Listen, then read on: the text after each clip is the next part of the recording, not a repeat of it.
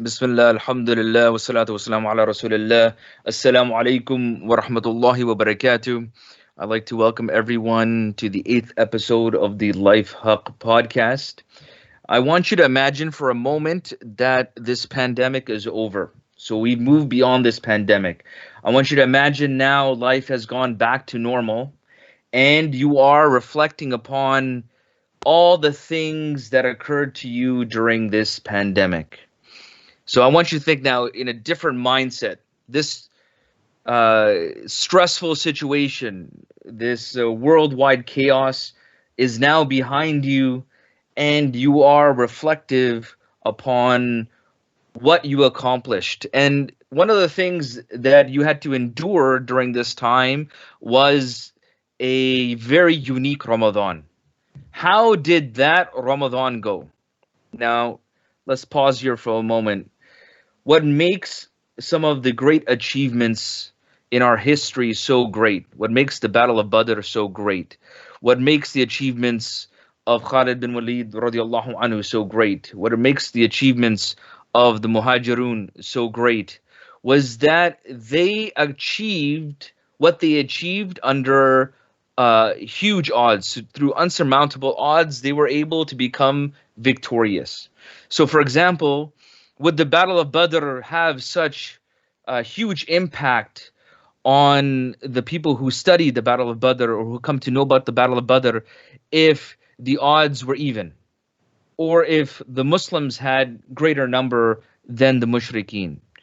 Would the historians study the achievements of Khalid bin Walid radiallahu anhu if he did not overcome such huge armies and world superpowers with less resources, less men, less materials, under all these great odds that he had to face?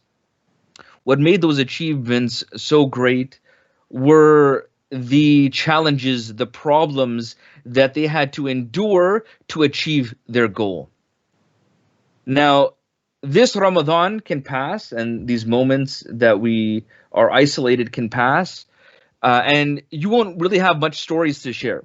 You can say that, we had to just isolate ourselves. We ran low on toilet paper for a brief period of time. There was, some uncertainty and whatnot. So you might now think about the stories that you would share of, the Ramadan that you had to practice, or the Ramadan that you experienced during this pandemic.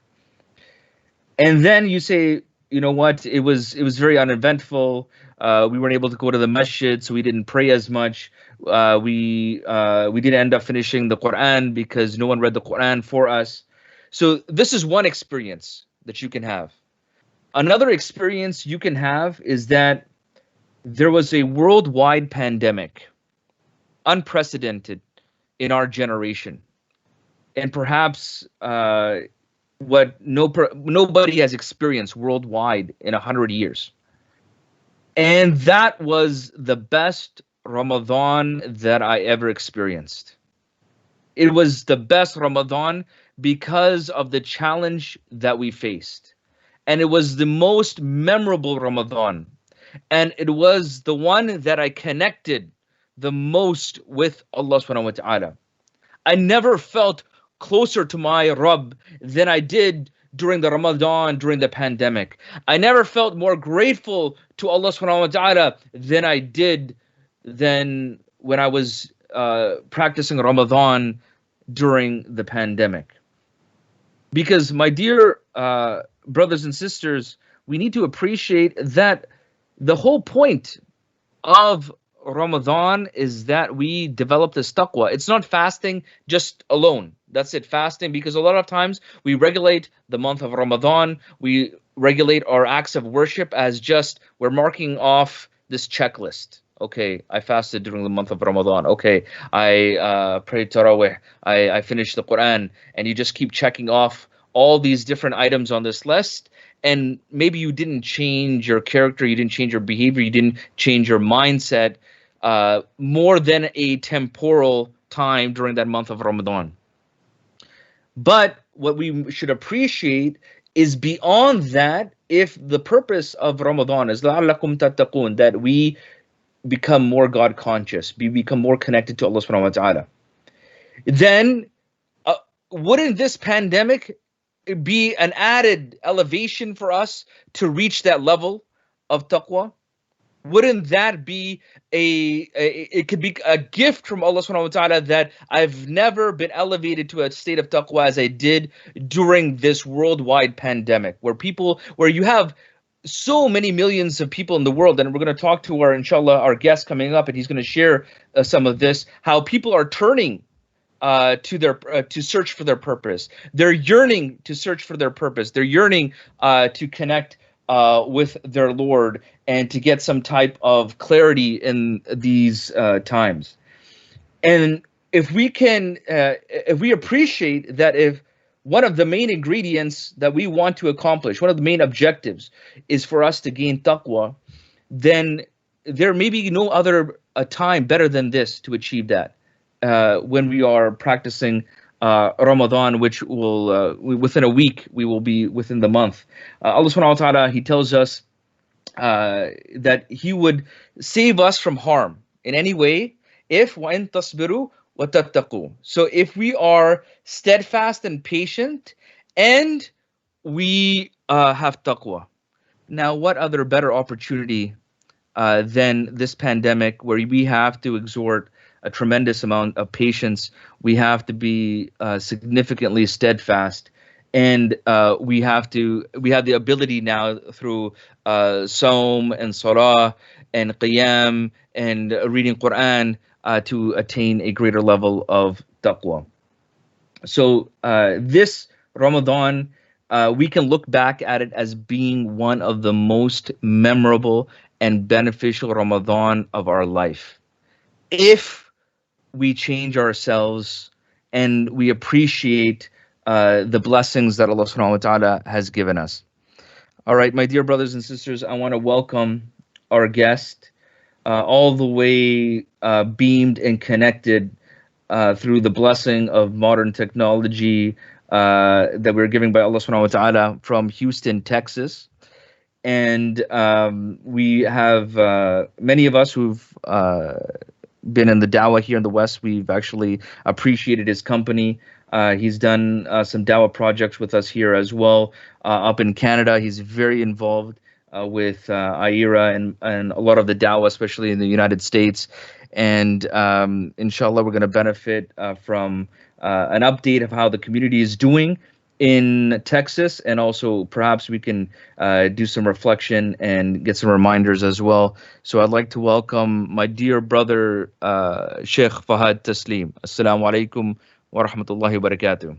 Wa alaikum assalam wa rahmatullahi wa barakatuh. How are you doing, Dr. Syed? Alhamdulillah. Welcome to the podcast, my brother. And just to start off here, it seems that Texas, although you have, just above 16,000 cases, from what I see here, there's they've reported about 400 deaths. It's not being hit as hard as many of the other states in your country. What is the feeling on the ground there in Texas? Is it a panic? Like, is it just people are just dealing with it? What's the air, so to speak, in Texas at this point? Okay, well, Bismillah ar-Rahman ar-Rahim, Alhamdulillah Rabbil Alameen, wassalatu wassalam ala Rasulih al-Kareem, amma ba'd. So I'll tell you this much. Initially, back in March, there was a lot of panic. And that's why we had the whole toilet paper fiasco with, stores finishing off on toilet paper, canned goods, etc. I think what's happened now is that people are kind of realizing, like for instance, a lot of the stores have kind of put in this policy where they're limiting people on how much they can buy, just because the idea is like, look, it's not as bad as you think it will be. So that was kind of initially where it was going. I was okay. It's gonna, everyone thought it's gonna be like the worst case scenario. We have to stock up and basically hoard, which was interesting because from an Islamic standpoint, we are not supposed to hoard, right? The whole Yeah. idea is about, sharing and making sure that our neighbor is, doing well. And however you define a neighbor, it could be 40 houses down. So that was kind of a starting test for the Muslim community here, is in how are we going to be like the community and kind of hoard everything, or are we going to stick with our principles and understand that, well, we have to understand that we are part of this as the, as a human condition. So initially that's where it was going. Then we saw that there was kind of the epicenter in New York, where it's really skyrocketed there, and it's extremely bad. I mean, it was bad. It's just getting worse. Now the feeling on the ground is more that, okay, well, that's one epicenter.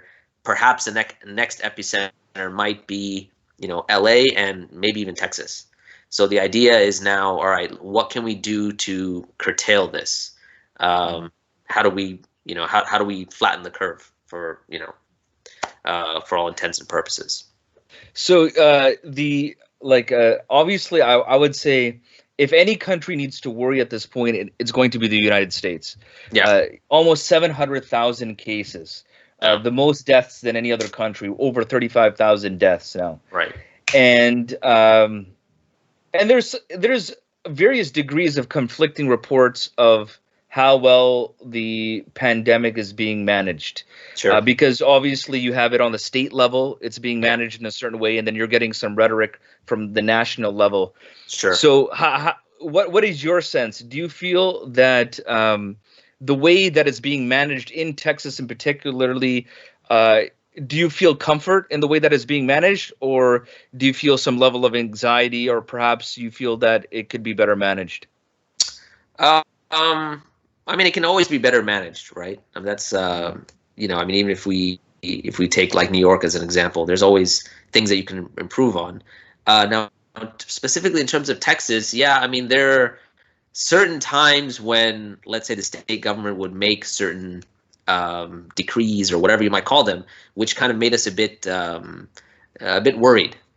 And I'm talking about that specifically from the viewpoint of the Muslim community, right? Because as I don't know if this is the case, where you are, but even within the Muslim community, you have this idea of like, okay, are we supposed to now leave off the masajid and stay in our homes, or does the masjid have a certain right that we have to go and we have to attend Jummah and things like that? So you have this tension within the community, and alhamdulillah, the local kind of umbrella organization here called ISGH, they were upon this really early, and they shut down the masajid, right? But even with them shutting down the masajid, you had people that were gathering outside the masjid, initially for Salatul Jummah and things like that, which, was something that could be very dangerous. Now, tying that to like the government response, I think when they talked about essential services, one of the essential services that was listed was, okay, well, congregating in your church or your religious institute, which can be very dangerous, because a congregation in a supermarket is very different than a congregation in a church or a synagogue or a mosque, right? You're not going to be practicing social distancing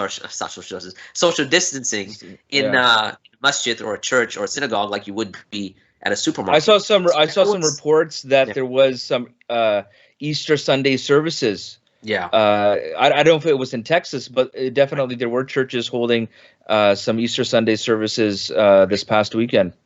Well, I mean, I will say this. So whereas the government is there's one kind of element of the government and how worried about it, and then the certain rules that they're putting in place and maybe lack of rules that they have. I think what our situation in Texas, and maybe even like in the Southern Bible Belt, you can say, it's reflective upon how the majority of religious institutions have kind of stepped up and understood that there is, there's the idea of the religion and the practices itself, but then there's also the idea of, protecting people and their safety. So what you'll notice is even on Easter weekend, a large number of churches basically had their services online via Zoom, or even if they were congregating, but they really did this kind of drive-through congregation where you could kind of just drive through and get the blessing of the priest or whatever it might be. So I think it showed that people of religion in general understood their responsibility at this time, right? So So yeah, so I think it kind of positively reflected upon people of religion in general, whether you're coming from a church, a synagogue, or a masjid. So Are you finding there's a lot of unity and organization amongst the Muslim organizations in Texas or Houston, um, maybe specifically? yeah, I mean, Houston has one of the benefits is that we have a large umbrella organization, which is Mm. called ISGH. And under that, you have a large number of masjids in Houston that come under the umbrella organization. And I don't think I don't know of any other place that has such a structure. And obviously, this type of structure has positive and negatives, right? So you have a structure like this; it's larger. It may at times have more bureaucracy.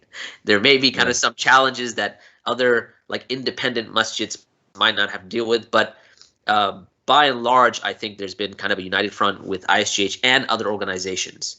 So what ISGH does is it brings, let's say, scholars from other masjids, other organizations on a common platform to say, how are we going to address, for instance, the coronavirus, and what are some of the fatwa we can agree upon, and what are some of the things we can agree upon. So I think it's been a good, strong, united front, even though there have been, isolated cases of people congregating certain masjids saying we're going to have Jummah. What we'll do is we'll limit it to 10 people per Jummah, and we'll have 25 Jummahs throughout the entire day or something like that. There was a Yeah. case or something like that where that was happening, but that's very limited. I think by and large, Muslim organizations, at least here in Houston, have been really proactive and really in front of the issue. So Okay. And what about the humanitarian aspect of it? Because they're mentioning that food banks are being tapped out. There's a big concern with people being able to meet their basic necessities.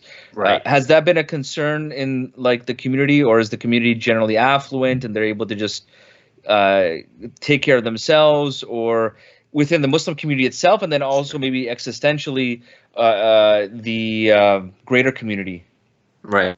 So, I mean, in terms of the Muslim community itself, I'm not really sure if I could speak on that, right? Yeah. I mean, you've got quite a diverse community. If you speak about Houston, I think we either have the second largest or third largest Muslim population in the entire United States. So for me to make a blanket kind of like, yes, the majority are affluent and they're not really worried about it, or no, they're very worried about it, I think it's going to differ from place to place within Houston itself, right? Yeah, there are certain sections of the community that may not feel the same type of, let's say, humanitarian calling, just because they haven't really experienced the type of, lack of food or money or whatever you might call it, right? At the same time, we do have like a lot of Muslim businesses, which they're really feeling the pinch, and you have Muslim organizations that are coming together and trying to help out, right? So I think there's Helping Hand, there's ICNA, ICNA. They have a lot of services where they're kind of looking at the broader community within Houston and trying to see where they can fill the holes where people are, let's say, not able to eat on something that basic. So, yeah. Okay. And then in terms of cases within the community, like are there how prevalent do you know of many cases like Muslims that have contracted the virus? So I don't think we, one of the things we have not done is, and in fact, I think this is an issue maybe with Muslims across the board, is that we don't really do much in terms of gathering of statistics, right? Even in the field of dawa, it's something that's really important, yet we don't really do much of it. So I don't think we have a solid number in terms of how many Muslims were affected, how many were diagnosed, how many are hospitalized, how many have passed away. Yeah, you'll have your notices that are sent out via email, via WhatsApp, like so and so's grandmother recently passed away because she was tested positive with coronavirus, right? Somebody else might say, okay, well, I've been tested and I'm tested positive, but again, those are things that you hear about via, let's say, social media, WhatsApp, email, etc. But again, in terms of numbers, I think that'd be a difficult thing to pinpoint, because we just don't. I mean, we have better numbers in terms of how many people within a zip code have been affected by coronavirus, as opposed to how many Muslims within Houston have been affected by it. But there has been like alerts that have gone out that so and so Oh yeah, they're of having course. it. And how do you know how they're managing the janaza for people So who've been? I do not know how they're managing the janaza, because generally, I mean, we've been working more in the field of dawa, etc. I've been Mm, kind of my time has been consumed online a lot, yeah. with that aspect. So more of the imams and the local mashayikh and things like that. I think they're kind of handling the janaiz, um, Okay. more so, and how they're handling it. So, but Yeah. there are notices that have gone out. There are fatwa that are issued, and they've done a pretty good job of kind of getting the message out to the public. In terms of what they've decided specifically, I'm not 100% sure. So Okay. yeah, So you mentioned that online you've been increased your dawah efforts. I think everyone has yeah, diversified and they've transitioned to online platforms to stay connected with people. So what yeah. does that look like for you? So you're starting to connect more with, is it because I know you're involved with IERA, so is it primarily Yeah. non-Muslims that you're connecting with, or are you connecting also with Muslims? So it's primarily non-Muslims. Okay. One of the things we noticed early on is that as people started to be, they started to be in quarantine, uh, they started to be limited to their houses. They really started to ponder upon deeper existential questions, right? Why am I here? What is the meaning of all this? Where Mm, does it all end? What happens when I die? And so one of the things we did is we used our non-Muslim platform, which is onereason.org, um, where we have quite a few people visit it, non-Muslims that visit it, and it's got a lot of information about Islam, etc. on it. But we mm. added a chat feature to it, and we started to run some Facebook ads and ads on other platforms, whereby we started getting a lot of traffic and a lot of live chatting. So a big part of my day is spent I'm doing live chats with people from all over the world that are again thinking about deeper questions about life and meaning and purpose and all those things. So Do you we do find get a we do get do you find most of these people they have a real sincere desire to explore those topics more, or do you um find like because there's a demographic of online sure, uh, audience that just likes to argue and yeah. just debate and stuff like that. So are these more sincere questions that they're truly seeking the truth, or are there people just looking for a debate? It depends on the day, man. So some days you'll get a lot of people that are just more into let's just go into debate, and those are Yeah. relatively more difficult days for me because I'm not. I really don't subscribe to just debating someone until we've proven them completely wrong. Yeah. And then some days you'll have people that are just sincerely looking for, well, what does it all mean?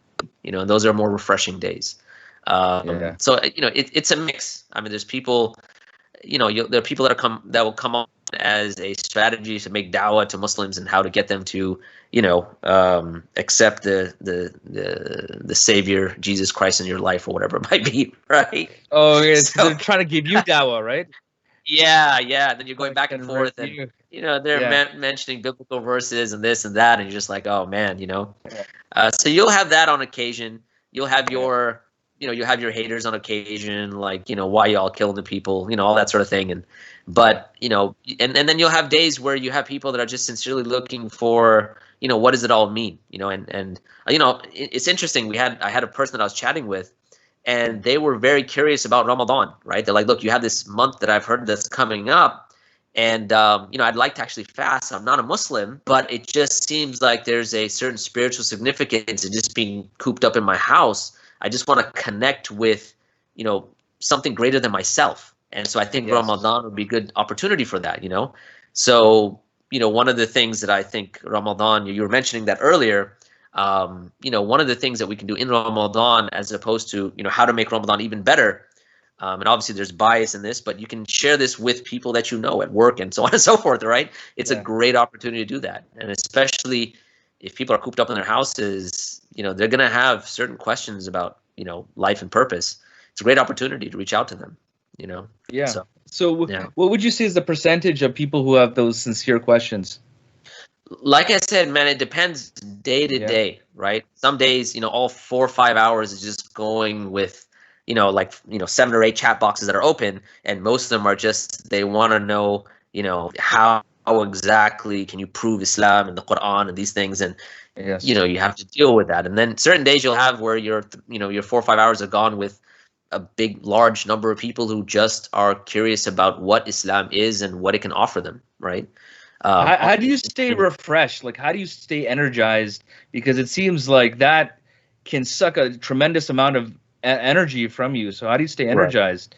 Like, because you're saying there's some people who are going to be like just sucking you with like these argumentative types of questions, or they're trolling or whatever. Yeah. And then on one hand, because that unpredictability itself can be somewhat draining, because you don't know what to expect that day, right? No, you don't absolutely. know what to prepare for. So how do you stay energized, on this online platform? It's hard, I find. Well, I mean, do you really want to know? Do you want to know, like, in essence, what keeps a person, what will keep someone energized in this field? Are you sincerely asking that? Like, what keeps you motivated? Yeah, like for you specifically, because I think every daya has their what they draw upon. Sure. You know what I mean? Sure. Or like it could be part of it could be a routine. Part of it is like they have a way of charging themselves up, right? Sure. So, but you obviously have a deep desire. You have a deep purpose of doing the dawah, so you wouldn't be there in the first place. Right. But I'm always interested to know that, because especially with du'at that have been in the game 20, 30, 40 years, you want to last, right? You want to be in there for the long run. So I'm going to give you a direct answer, and when you hear it first, you might be like, okay, yeah, I got it, but I'll kind of elaborate on it. All right. So the best way to keep motivated that I found personally, and I think any da'iyah you ask who's been in the game very for a long time, is the Quran. I mean, there is nothing like anything that's going to motivate you like a constant relationship with the Quran. And in fact, I'll tell you, just on a personal basis, I'll notice that if I don't put in some time with the Quran, it's going to affect my dawah. It's going to affect how motivated I am, right? So it becomes very important that that a relationship with the Quran, I mean, that's really what's going to keep you grounded, right? Especially with all the vicissitudes of life and calling people to Islam, whether you're counseling Muslims or you're dealing with non-Muslims. A lot of that has to do with how strong a person's relationship is with the Quran. I usually say that if we had a Muslim superhero, the one superpower they have is the Quran, right? The stronger their connection with the Quran, I mean, there's nothing that can take you on, and that has to do not only with just studying the Quran, but also just having a spiritual relationship with Allah via the Quran, right? That you understand that Allah subhanahu wa ta'ala is speaking to us, and Allah knows us better than we know ourselves, right? So we may feel, okay, well, in this particular situation, you're down, whatever it might be, and you'll open the Quran, maybe just even randomly, and an ayah will come at you, and you're like, wow, subhanallah, this is obviously in the will of Allah that I read this particular ayah, Like, I'll give you an example. We had a program in Dallas some time ago, and it was a kind of a session between myself and a Christian on salvation, and they came with a question. They said, look, are you promised paradise? Right? That's a very kind of, you can say, a typical question from someone that wants you to accept Christianity, right? Because the idea is we're guaranteed paradise and you're not. So clearly you should accept Christianity. Now, I mean, subhanallah, that morning I was reading Surah Al-Baqarah, and in Surah Al-Baqarah there's an ayah where Allah subhanahu wa ta'ala says, قُلْ إِنْ كَانَتْ لَكُمُ الدِّينُ مِنْ دُونِ النَّاسِ, like, say that if the hereafter, right, not deen, akhirah, is for you in exclusion to all people, فَتَمَنَّأُ الْمَوْتِ, so hope for death in kuntum صَادِقِينَ. And so and when he asked me that, I said, look, this is an ayah from the Quran. If you are really sincere that you are absolutely sure you're entering paradise, then why are you wasting your time here in this world, man? Right? Yeah.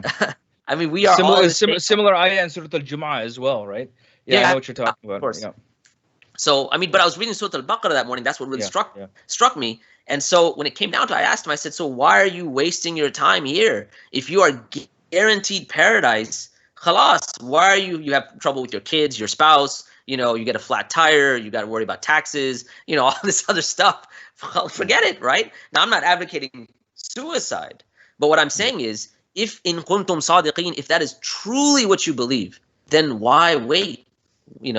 And that's what we really need to ask ourselves, because at the end we understand that that we will have a judgment, right? We're going to be held accountable. It's not a simple question of someone's taking care of my sin problem and I'm good to go. So anyway, I'm glad that you prefaced it by saying that I know it sounds simple, but it is the key, because I feel that people, when they haven't really done that, they haven't made their connection with the Quran as such as it's a necessity for them.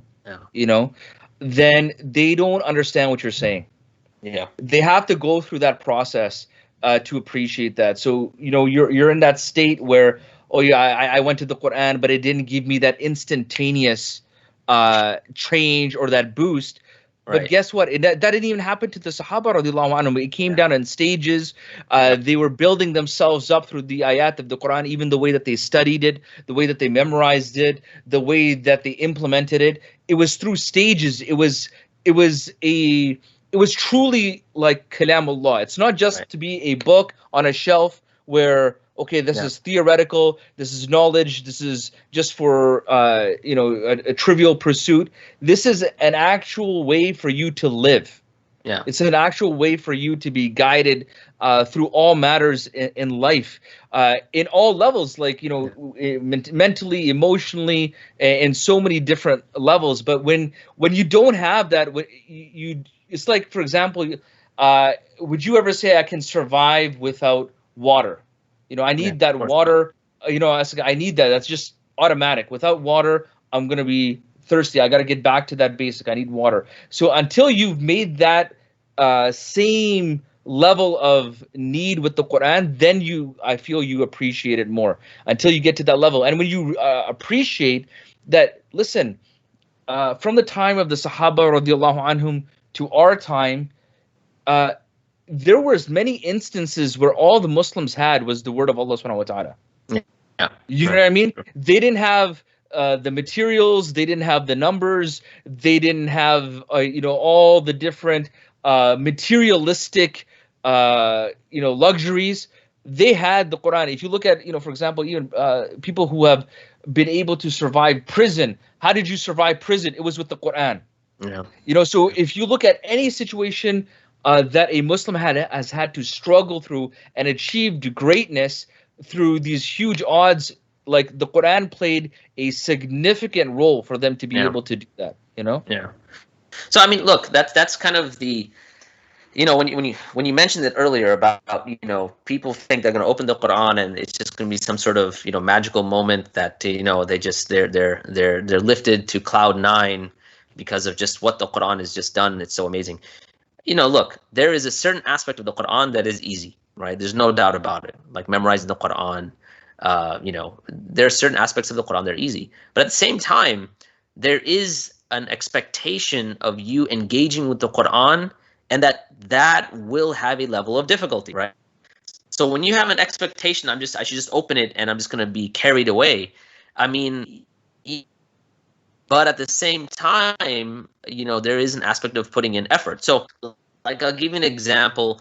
I was talking with my son this morning, and we were talking about kind of working hard. And I told him, I said, look, we really, in order to achieve anything, you have to work hard, right? There are always two paths, and Allah Subhanahu wa Taala is always going to give you two paths, right? And so you look at what's the ayah I'm thinking about? وَهَدَيْنَاهُمْ نَجْدَيْنِ, right? Yes, so we guided you to the two nudges, right? These two nudges. And so if you think, what is a nudge? It's like basically you have it's a path that's going to be taking you somewhere, and you've got two of them. One of them is going to be steep, which is aqaba, right? And you notice all the ayat after that are saying, what are the things? It's freeing a slave, it's feeding the poor. Those are things that take effort. So there's a steep path, And then there's kind of a path that you just go with the flow, right? And the people of success are the ones that are going to be taking that tough path and eventually getting to the point where it's not only the path is tough, but they find pleasure in going across that path. I mean, that's really at the end of the day, when you think about what makes life pleasurable, it's having a true purpose and then struggling for that purpose, right? It's like, who was it that said, I'm trying to think, there was a survivor from Auschwitz, and he said that, if you can find purpose in your suffering, then your suffering is no longer suffering. You know what I'm saying?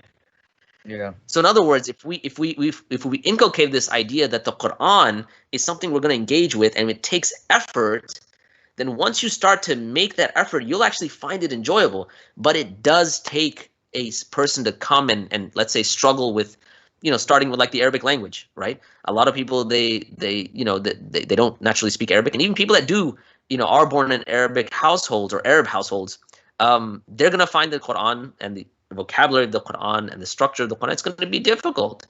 But I'm telling you, I mean, once you've tasted it, oh man, there's nothing like it, right? Yeah. I'm sure you can testify to this as well, Yes, and they did a study where they found that people enjoy what they're good at, okay, and you're not good at necessarily by things that are easy. It's actually you're good at things that you've worked very hard, you put a lot of time and effort to achieve. Yeah. Okay. So, but unfortunately, people look at what they enjoy as a very superficial level. They think if it's easy, I'll enjoy it, right? But that's not true. If it's easy, then usually you're not. You're either not good at it or doesn't require too much skill. Okay. Right. So, for example, anyone who's a professional or in whatever endeavor that they are and that they're the top of their field, they put an incredible amount of time. They put an incredible amount of time and effort into becoming very good at that profession. Okay. Yeah. And thereby, because people, what happens is people put the cart in front of the horse. They think they were enjoying it first, and as such that they worked very, very hard, with it. Right. But actually, when they look at it, they find that, especially when you're learning something initially, it's very, very difficult. Okay. Yeah. So you can have a level of satisfaction, that's fine. But when you truly enjoy something is when you become good at it. And how do you become good at something? That you put an incredible amount of time and effort towards it. Right. You know what I mean? And even in evil things, like, for people to enjoy something that's evil, right? Or something that wastes your time, you put in an incredible amount of time to learn about it, spend time with people who do those same activities, et cetera, et cetera, et cetera, right? Everything requires that level of effort. Yeah. And the more effort you put into it, the more familiar you become with it, and the more then you enjoy it, right? So I think that's the same principle with the Quran, is that initially you need to put in that effort so that you can, you're connected, as you mentioned, that maybe the person has trouble reciting it or memorizing it or understanding it. But as you go through that process and you become better at it, you're able to enjoy it much, much more, So yeah, no. Absolutely. And again, talking about those two paths, you've got one that's going to have difficulty and then you have one that's going to be relatively easy.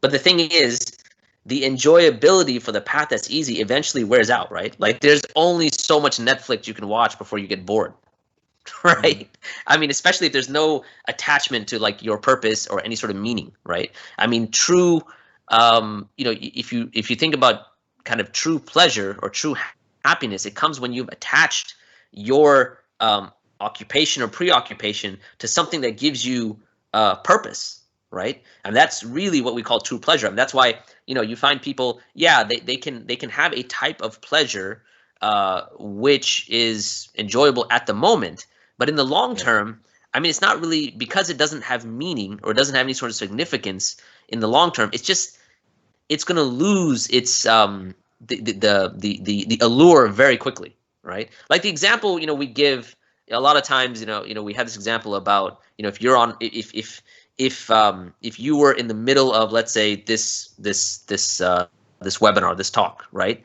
and then you black out and you end up on a plane, Now, you probably heard me give this example a lot, right? You end up on a plane. Now, you were listening to me talking, and then all of a sudden you black out. You end up on a plane, and you're in first class. The seats are amazingly comfortable, right? And the temperature is perfect. You look outside, it's got that beautiful orange, that kind of beautiful orange color. The sunset is like right there. It's just it's beautiful to the eyes. And then a few minutes later, they bring your favorite food, and it melts in your mouth, and you're feeling great. But the thing is, you might be experiencing that pleasure for that moment, and that's great. But are you truly happy? Do you have meaningful happiness? Because you were just in the middle of listening to me talk, and all of a sudden now you're on a plane. Now you'd have certain existential questions that would be bugging you if you're a thinking person, right? Like, okay, how do I get on the plane? What am I doing on the plane? Where's the plane going, right? So in a sense, if a person has those existential realities kind of squared away, they understand that there's a deeper purpose than your very existence on this metaphorical plane of life. We have a very clear, as Muslims, we have a very clear purpose. We're here to, to worship Allah, right?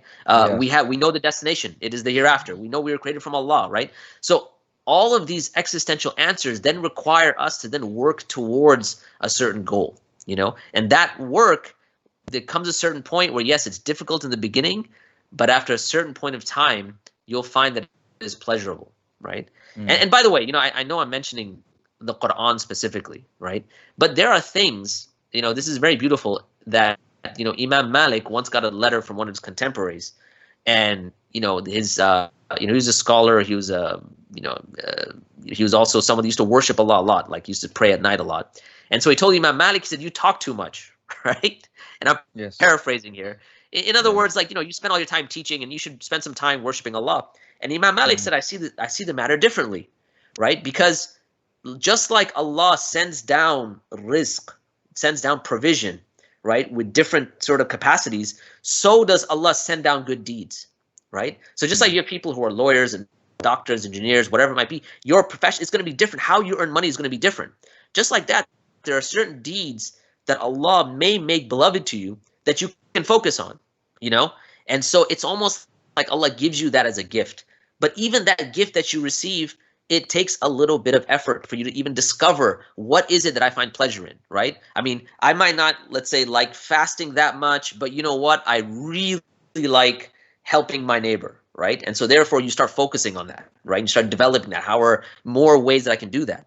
Any sort of good deeds a person's going to do, I mean, you'll find that it takes a little bit of work, but then Allah subhanahu wa ta'ala is going to open up the door for you, right? And that's one of the important things about understanding the very crux of worship, right? Like Ibn al-Qayyim mentions this about, in Surah Al-Fatiha, إِيَّاكَ نَعْبُدُ وَإِيَّاكَ نَسْتَعِينُ, right? You alone do we worship. But if we're left to our own devices to worship Allah, it is an extremely difficult endeavor. But then it follows up with إِيَّاكَ نَسْتَعِينُ. You alone do we seek for help in worshiping you. So not only is it that we're worshiping, we're asking Allah to help us in that worship. And just like that, when it comes to the Quran, there's no reason why it is dua upon, it is piety upon knowledge and knowledge upon piety, where we're asking Allah to make it easier for us and then struggling in that path. And what you find is that Allah starts opening that path. But again, it goes back to, we have to put in a little bit of effort. I mean, any sort of endeavor, any sort of thing that you want to achieve, whether it's related to the dunya or the akhirah, there's going to be effort involved, right? And some people are able to put in a lot, and that comes as tawfiq from Allah, but there's no reason why any of us can be cut off from that, because we can always turn to Allah and ask Allah subhanahu wa ta'ala to open that door for us. And there are times, man, I mean, I'm sure you can testify to this, you'll make dua for something, and just out of nowhere, it just, Allah subhanahu wa ta'ala manifests it for you, and there's no reason why an engagement with the Quran cannot take that path as well. Yeah. No, I think you make a very valid point here in terms of like having to work, for something, because it won't just come, because then I think also if you don't work for it, you take it for granted, and if you look at our the early Muslims, especially, how they had to really suffer for what they believed in. They had to suffer. Like, for example, just going to learn from the Messenger of Allah sallallahu alaihi wasallam at Dar al-Arqam, you're putting your life on the line sometimes. You're risking your life. You're risking your well-being to do that, right? Just to learn your deen. And these early Muslims, man, they had to have appreciated. Look at how hard they worked to be able to like get to a point where they can worship at the Kaaba. That's you true. know what I mean? Look at how hard they work just to be able to pray, you know, publicly, you know, and a lot of these things we take it for granted. And I think this pandemic is a stark reminder. Look at us now not being able to go to the masjid. Maybe we took that for granted. Exactly. You know, going to the masjid, going for a Jum'ah. How many times, you know, would people show up at the Jum'ah crusty-eyed and like, you know, maybe not even caring about how they're dressed at the Jum'ah, you know what I mean? None of the sunnah of the Jum'ah is there, you know what I mean? As soon as the tasleem is made, it's like, okay, I'm out of here. And it's like rushing out. It's like you can hear the tires screeching, you know, in the parking lot, right? So, like, and now, okay, you can't go for Jummah. Now you're yearning for it, right? And if someone said, okay, there's one masjid you can go to, but it's an hour away, how many people, man, would be making that hour drive or 2 hours drive? A lot of people, right? Especially during this time. They say, okay, this is a special masjid. They're going to test everyone. They have rapid testing at the entrance. So then you will be safe when you come in there. So this is the only approved masjid for you to come in and make Jummah. I guarantee you, like, there'll be so many people who would make that trek, right? To go there, right? And it would be so appreciative. I remember growing up, there was like there wasn't a lot of masajid in the city. It grew over time, but when we had moved to that city, there wasn't that many masajid. And it was about a 40-45 minute drive to go to the masjid. And I remember when we used to drive, especially during Ramadan, like we would go for Fajr, it was like an indescribable experience, man. I can't tell you the sweetness of like driving for 45 minutes in the coolness of the morning, and praying in that peace, and then driving back. Like I used to at one point in my life live like half a block away from the masjid, and I'd walk to the masjid. And it was really beautiful to go to that masjid as well on a regular basis. But I'm like, nothing has you know, been replicated. That sweetness of those Fajr Salah or that Isha, that you would go there at night, or even the Jum'ah, like, because it would be like such heavy traffic to get there, and it just has this like feeling in my heart that I can never erase. But I feel a lot of it has to do with the tremendous amount of effort that it took just to get there. No, absolutely, man. I mean, that's the reality. You don't realize what you have until it's taken away, right? And that has to do with like spiritual practices as well. I mean, you know, you were mentioning earlier about Ramadan. This Ramadan is going to be challenging because we're not going to be able to just drive down, go for Taraweeh, you know, kind of you know, listen to the Quran like we were in you know, like you may be having a hafidh in the masjid and reciting it in a beautiful way, whatever it might be. Well, we're not going to get that. So that's going to add a level of challenge. But at the same time, it's almost like Allah subhanahu wa ta'ala is just kind of reminding us, man, like, look, you know, just you being a Muslim, you've got so much to be thankful for, right? And that includes like the fact that you can freely practice your religion, right? Like you mentioned, I mean, in the early days, you know, within Mecca, that wasn't the case. And in fact, even in places in the world, I mean, look at China, man. I mean, there are places that, like, you know, we're like, okay, we can't go for Taraweeh. I mean, they haven't been able to go for Taraweeh for how long, right? Or Jummah or anything. Exactly. I mean, so one of the things, and you know, this is one of the interesting aspects of when Allah tests us. Sometimes Allah will test us back to Him, right? And that's, you know, and sometimes we'll be put in a certain situation where we lose some, you know, something, or we're put to the trial. And then it's the purpose of that is to increase us in our empathy, right? In our compassion. I mean, look, if we were to think about what is the one hallmark of the Prophet ﷺ, what is the one thing that defines the Prophet ﷺ, right? One of those main key elements is rahmah, right? Is mercy, is compassion. I mean, the first revelation, it comes. Everyone knows the story. He goes home, he goes to Khadija, and he says, cover me, right? Everyone knows the story. I mean, everyone, if you've been to Sunday school or whatever it might be. But when you really hyper focus on that story, you find something really interesting. And that is that when Khadija tells him that Allah would never do that to you, meaning Allah would never send you astray, what is the dalil that she gives him? Like if I asked you, like what did she say to him after that? Like what is the dalil? What is the proof that Allah will not send you astray? What was it? Let me ask. What do you think, Dr. Sayyid? That Allah would not send him astray because of his good deeds, his character, what he used to do, how he used to treat his family, how he used to treat the poor people. Right. So Allah would never set astray somebody who has been struggling to do good all their life. Exactly. And so that's what I'm trying to say is that, look, the very hallmark of the Prophet ﷺ is that compassion, right? What does she say? She says, like, Allah will not do that to you. Why? Because you help the impoverished, you feed the impoverished, you help the orphans, you come to people's aid, whatever it might be. And so that she uses that almost as a proof as to why Allah would not send him astray. What was it about that? It was his quality of compassion. What happens is when you and I are living our day-to-day lives, we have all these blessings. Sometimes we forget that these are blessings. It's only when they're taken away and then we start looking and pondering upon people that perhaps were, that don't have those blessings, right? And the only reason that we're now woken up to that is because we ourselves now understand, okay, now we don't have that blessing, right? Like I mentioned about China. I'll give you another personal example. So, there was a couple, a long time ago when I had my firstborn, I used to live in Virginia. And it used to get, in the winters, we'd have snow and things like that. And this is before they had cell phones and things like that, right? So I remember I was driving somewhere and my son was just an infant. And I forgot my wallet at home. And I realized that my car had run out of gas. So I'm stuck at the side of the road, no way to contact anyone. It's bitter cold, right? It's snowing, it's cold. And I'm thinking, great, now what am I supposed to do, right? And so just out of nowhere, someone pulls over and says, hey, looks like you're in trouble. And I was like, yeah, I forgot my wallet. And, I need to get some, I'm out of gas.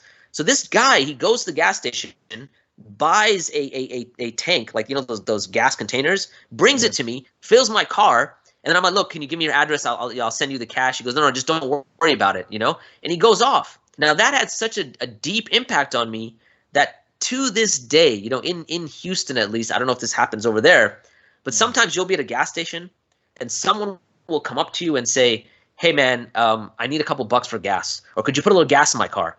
To this day, I can't say no, because I remember the fact, that experience that I had where Allah said, look, you're not always going to be able to get gas whenever you want. And there's other people that are not going to be in that situation. So have compassion. The term compassion comes from compassio, to be at one with someone's pain. So Allah puts you in a certain state of pain sometimes so that you can increase your compassion, because you now understand their pain in a way that perhaps before you didn't, right? And that's, one of the benefits, when we're looking at the virus and being stuck at home and having limitations of shopping, whatever it might be. I mean, there's people that have those limitations across the world. So, hasn't the time come now for us to be more compassionate? On that note, because you are in America and you are American, do you think perhaps... I don't like where this is going, man. Do you think... You should because it's going to play off of your point. Do you think that it would cause maybe people to be more compassionate with the plight of, people, in the world right now? Like, I know, and unfortunately, prior to this, it was really, on one level, it can be very antagonistic. On another level, it could be very hateful. There's all this, rhetoric a lot of times with other people, whether it's migrants, whether it's, other countries. Obviously, we're Muslim, and so there's a lot of Islamophobia. Do you think that something like this pandemic, can cause people to have a little bit more compassion to the plight of so many people who are disenfranchised in the world today? I mean, I would hope so, right? I mean, the thing is, people are always going to look at things in different ways, right? Some people try to find a scapegoat for why they're suffering, right? So if they lost their job, let's say they were, they were an Uber driver, they can't drive Uber anymore. Well, why did I lose my job? Okay, one is the coronavirus, but then at the same time, we have all of these immigrants that have come here and they're the main people that are driving Ubers. So if there were less of them, I still might have income. That's one way of looking at it, And so perhaps that might be the route they take. The hope is that they would take the route of understanding that, okay, well, I don't have this particular income, and there's a lot of people out there who don't have this particular income. And some of those, the reason why people migrated, perhaps so they could actually help their families and things like that. Look, the thing is, and Allah subhanahu wa ta'ala mentions this in the Quran, that we are all of us, right? Muslim, non-Muslim. Allah subhanahu wa ta'ala says, Ya ayyuhan nas, antumul fuqara illallah. Oh, human beings, you are all impoverished before Allah. Wallahu al-ghaniyul hamid. And Allah is free of all needs and praiseworthy. The issue is when we forget that we are impoverished before Allah, that's when you find that the problems and issues arise, right? And why is it? What makes us forget? What makes us forget is, where Allah subhanahu wa ta'ala, for instance, says, Kalla innal insana la yatgha. Indeed, the human being is transgressed. He's gone beyond the means. Why? Ara'ahu staghna. They see themselves as self-sufficient, meaning they forgot that their total impoverishment is before Allah subhanahu wa ta'ala. Why did they forget? Because they saw themselves as self-sufficient. You're getting a paycheck every 2 weeks. You forget, okay, well, who is the true mun'im? Who is the true one that's benefiting you? Where is this income coming from? And so, coming back to this, I mean, there's so many things that we take for granted. And when they're taken away, the purpose in taking them away is to bring us back. Some people will come back. Some people remember, okay, well, we are indeed fuqara ilallah. We are impoverished for Allah. But at the same time, there will be people who will not, and it's unfortunate. We were speaking earlier before the recording, and I think we were asking about, like, well, what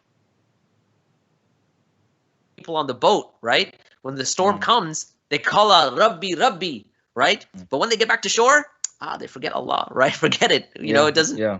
Maybe some people will be like that. Once it's all said and done, we go back to our normal lives, and then they forget Allah subhanahu wa ta'ala. The hope is go back to worrying about reality TV stars. Nobody, right now, no one really cares. Actually, they're getting annoyed when celebrities say things now online. They're like, man, you guys are so out of touch with reality. But and they're starting to actually give more attention. They're showing more gratitude towards teachers and doctors and a lot of people who play more practical, important roles within society. Yep. But what's going to happen, as you said, are you going to switch back? Like, you're not going to make those existential reflections anymore. You're not going to be grateful to these doctors who are working on the front lines, these nurses that were working on the front lines. Yeah. It's very easy to now switch back to just this way of ghafla that you were before. Yeah, and one thing that you mentioned that I really liked is reflecting upon how you will come out of this Ramadan different than other Ramadans, right? Because it's going to be different, right? Yeah. So if we don't want to be people who forget that we are impoverished for Allah, it's really important for us to take advantage of this Ramadan and make it, and like you said, make it a Ramadan where you look back upon it and you say, look, it was different than every single other Ramadan, right? It changed me because of the situation that I was in. So yes, no doubt, people in general, we can think about people and what their state will be. Before we even get there, though, it's really a time we need to have self-reflection, right? Like, how am I, me as an individual, when I'm going through this test, what happens when I come out of it? Will I be like the people on the shore, right, who just forget Allah? Or will I be amongst people who will have spiritual elevation, that they come out of Ramadan better than they started? And we say this every Ramadan, right? You hear this, it's almost become cliche, right? You enter Ramadan, you want to come out as a different person. But this Ramadan, it's really going to be different, and you're really going to be put to the test, right? How much engagement with the Quran are you going to have this Ramadan, right? How are you going to be patient, right? One of the qualities of Ramadan is that it's about sabr. But the fact that you have your kids at home, or you have your parents at home and you're dealing with your siblings, or you're going to have a level of patience while you're fasting that's going to be higher than it typically is when you're in school or at work or whatever it might be, right? How are you going to deal with that? And how are we going to come out of this month a better person, a person who's more closer to Allah, who understands his utter dependence? You know, one of the things I was reading earlier, really fascinating, is that, you know, and Ibn Qayyim mentions this, is that one of the things that Allah loves is that when the human beings start to take on certain qualities of Allah subhanahu wa ta'ala, right? So he says that, for instance, Allah is al-alim, and he loves that his servants have knowledge, right? Allah is al-hakim, he loves that his servants have wisdom. Allah is, he is let's say ar-rahim, ar-rahman, he loves that his servants have mercy. One of the things about Ramadan is that you're fasting. And so what is the thing about fasting is that you are cutting yourself off from food as if you don't need it, because Allah is free, is al-ghani. So you're emulating this aspect of al-ghani with the result of understanding that indeed you are totally dependent upon Allah. Even though you're trying to emulate his independence, but in that emulation you come to understand your total dependence upon Allah subhanahu wa ta'ala. It's a very beautiful point that Ibn Qayyim makes. But it comes down to, am I going to leave this month closer to Allah, spiritually elevated, or is it going to be like every other Ramadan that came before it, except that I was stuck at home, you know? So. Yeah. Like what is your pandemic story going to be? Oh, I watched this series on Netflix. Oh, I played this video game. Please don't do that. You understand what I'm saying? Like, I want you to think back and like look at what your pandemic story is going to be, right? Like, right. And is that something that should be written in a history book? Yeah. Is that something that you would want in your book of deeds, announced to the whole, you know, world that ever lived, that, okay, this is what I did during the pandemic. Great. What a great achievement. Yeah. Whereas this pandemic, imagine, like I was telling one of the brothers, like who's in the healthcare sector, and I was trying to like, you know, motivate him and uplift his spirits. I said, I want you to think about this, brother. You are serving at a time, you're working at a time where this is unprecedented in human history. You are out there in the health, like in the pandemic, like this is for the history books. Yeah. This is like where were you in Badr? Like where were you in these like major world events? Right. Where were you like when this famine, like this is unprecedented. So yeah. If you do something great during this time, it's a much more greater achievement. Sure. You know, like imagine like the surahs that you memorized during the pandemic, you will have a different connection to them than any other surahs that you memorized. Yeah. You know what I mean? Absolutely. The things that you could change, yeah. I'm sure would be much more meaningful to you in your character, who you are, that goes through this pandemic, because you were reference it. It's like, okay, how did you go on this path in life? It's like, you know, 10 years ago, there was this worldwide pandemic. And the world stopped, and that gave me a chance to start. Yeah, you understand what I'm saying? Like there's nothing that is given to a believer that's not an opportunity for that believer to get closer to Allah subhanahu wa ta'ala, to change their story, right? Because a lot of times we have our schedule dictated by others. Our story is written by others. Like, you know, everyone's like kind of influencing it, because this is what you should buy. This is what you study. This is what you should do. This is what's valuable. These are the clothes that you should have. Here now, everyone can, that noise can stop. Yeah. That superfluous noise around you can stop for a second, and you can actually have a chance to think. It can be a little bit more slower. It can be a little bit more quieter, and it can give you a chance to actually think at this time. Absolutely. Absolutely. I mean, I agree with that, man. I mean, you know, take this Ramadan and you know, have some sort of goals for yourself.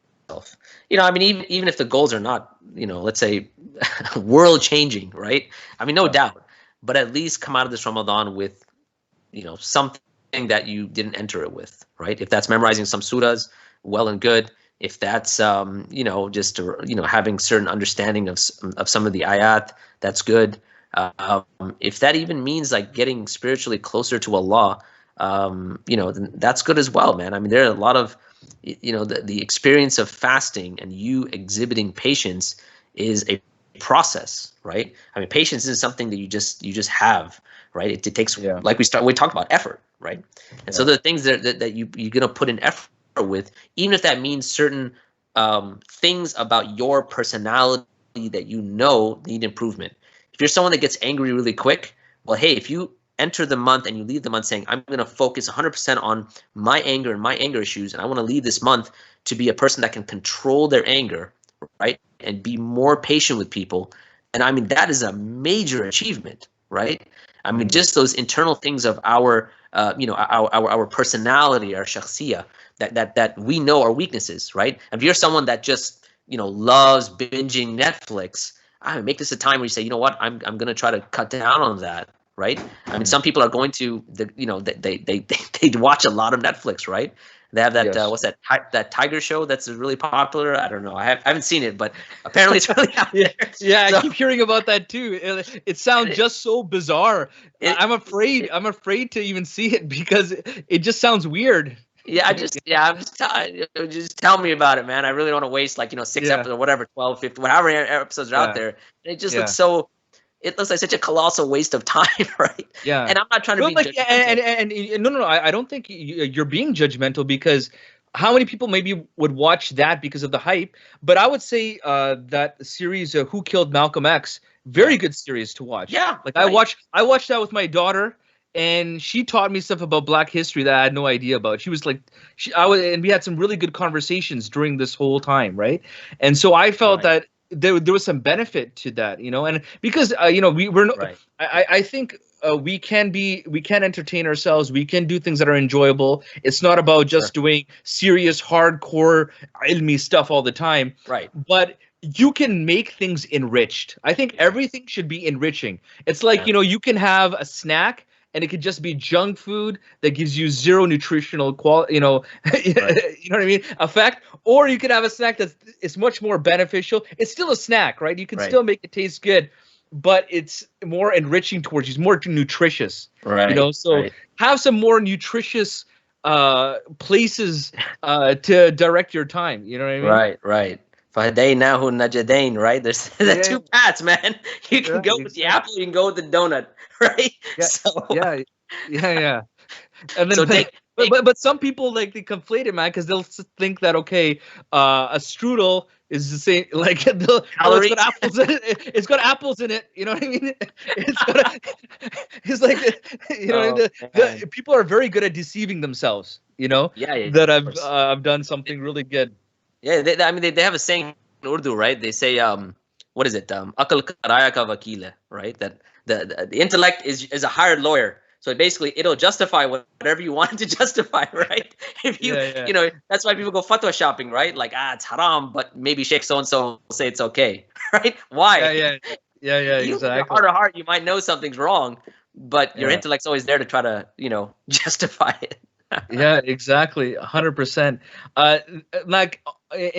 You're in a similar situation with some of the provinces we have here in Canada, with this pandemic, but also at the same time, the oil prices have really tanked. Do you find that also as an added component to what's happening in Texas with the price of oil? My only experience in that is that I went to get some gas the other day. Which is rare because I'm not really driving anywhere, but I did, and then I found the price of gas was really low. That's the only effect that I'm sure there's people that work in the oil industry that may be negatively affected by the drop in oil prices. But like I said, personally, my only experience in that area has been just when I went to go get gas. I was like, wow, $1.35. Before this whole thing happened, it was like $1.99 was the cheapest I could find it, Because, I feel that now this has become a big conversation point, is the importance of the economy. I don't know if you've seen some of the statements. You have political leaders saying that maybe it's worth it for more people to die if we can restart our economy, or it's just going to be old people who would die. Dr. Oz, I think, just had a statement saying that there was a study on Lancet. I don't think he promoted that we should have not stopped schools, but he said that it only made an effect about 2 to 4% in terms of lives saved by closing down the schools. So there is this talk as well that, the devastating harm to the economy. One of the politicians saying is that I would sacrifice myself, as if he's really putting himself out there, like I would sacrifice myself for the economy. Right. So from an Islamic perspective, how do like what would you say to somebody who comes up to you and say like, okay, what's more important for us to restart this economy or to play it safer and have these restrictions and whatnot? Well, look, remember I was saying that we sometimes forget like who's in charge, man, right? So we have our statistics and our economics and all of the measures that we have, but at the end of the day, the one who's in charge is Allah subhanahu wa ta'ala, right?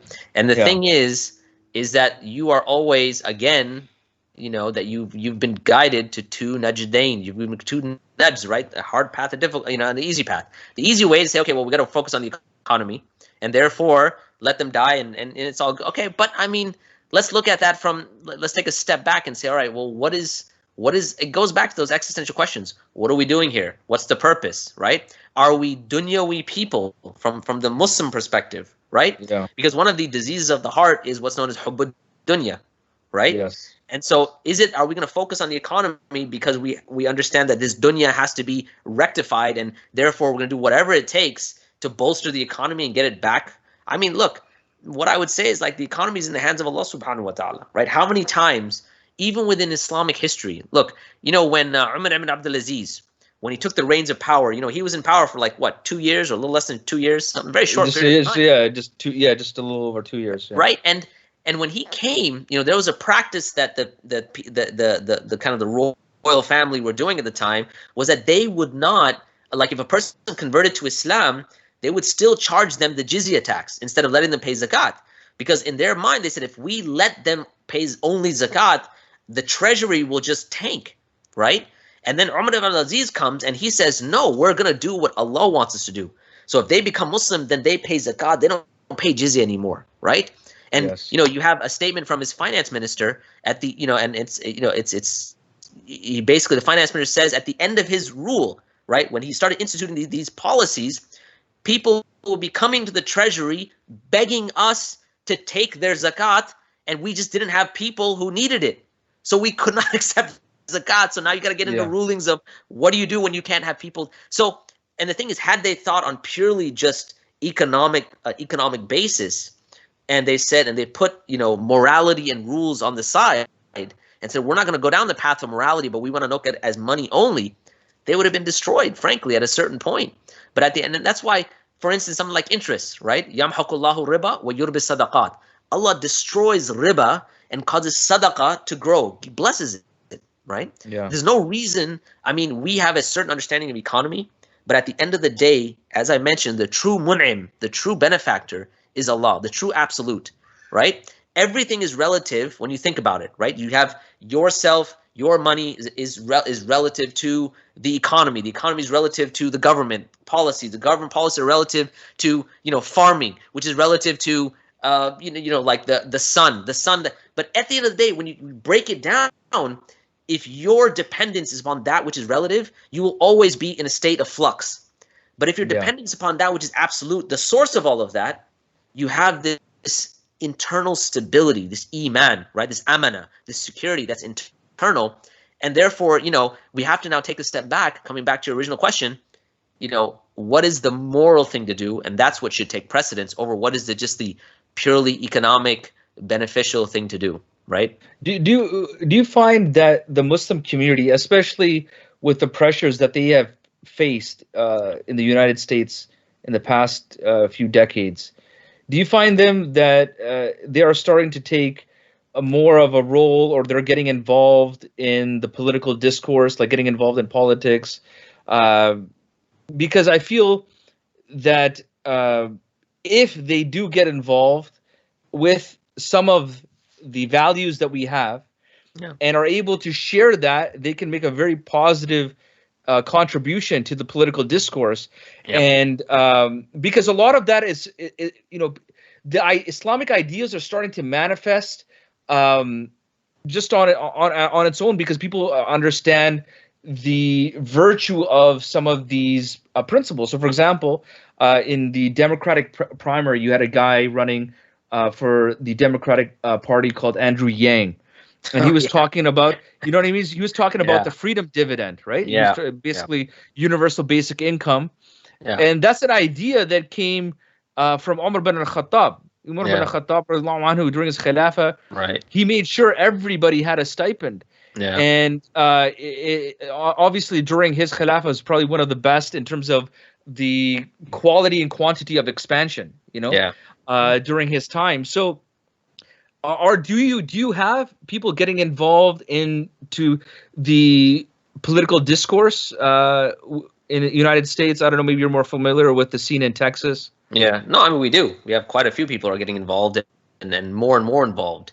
I think the one of the challenges of politics, right, that if you're a Muslim and you're going to be involved in politics, is retaining your Islam, right? Yes. And I think with that, I mean, if a person can retain their Islam and give people those higher morals that they understand from the position of their Islam, that they're absolute and they're certain because of the fact that they come from Allah, then I think that can make a huge difference in just the political landscape that we're in, right?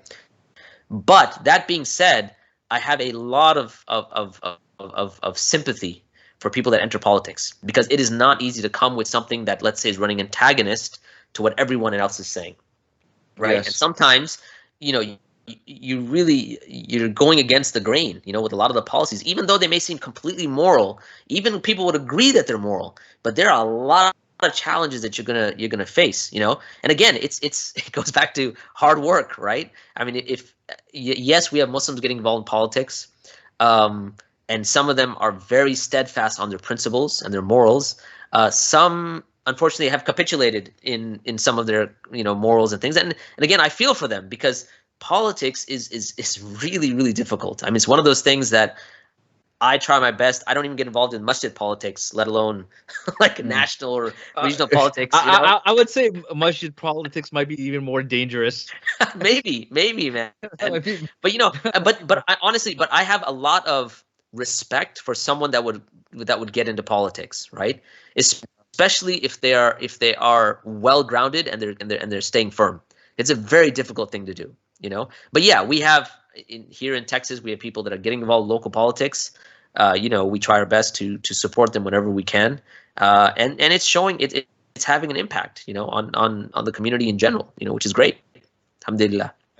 Yeah. So you guys are going to have an election very soon. Yeah. And it seems that the Democratic primary is over. I find it intriguing. I stay up to date and to see what's going on, because I also find that a lot of the discourse, the political discourse, you find that it has an effect, like it has a greater effect on the Western world. Like you'll see, like in Canada, we'll see some of the ideas like that come from the Democratic Party.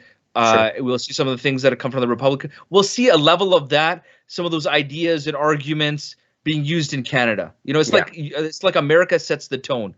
Right. When you're talking about like the rise of nationalism, like there's a lot of elections in Europe, for example, that a lot of European countries, they skewed more towards if you want to call it fascism, how you want to classify it, they went to this far right government. You know what I mean? So it had an effect after the American elections, right? So it's like it sets that tone, like, and a whole bunch of countries became a little bit more isolationist, more nationalistic. After Trump came in, then you had like the Brexit and, this fracturing somewhat of the European Union. So that's why I'm actually always very intrigued with the pulse of American politics, because I see it does have a little bit of an effect, right? Right. So, what are your thoughts for this, upcoming fall election? So I'm going to bare my soul here for a second. All right. Yeah. Like I can't stand politics personally. Yeah. And really, like my wife's into politics a lot. Yeah. So I just kind of ask her, like, hey man, what do you think about this? And what is the position on this?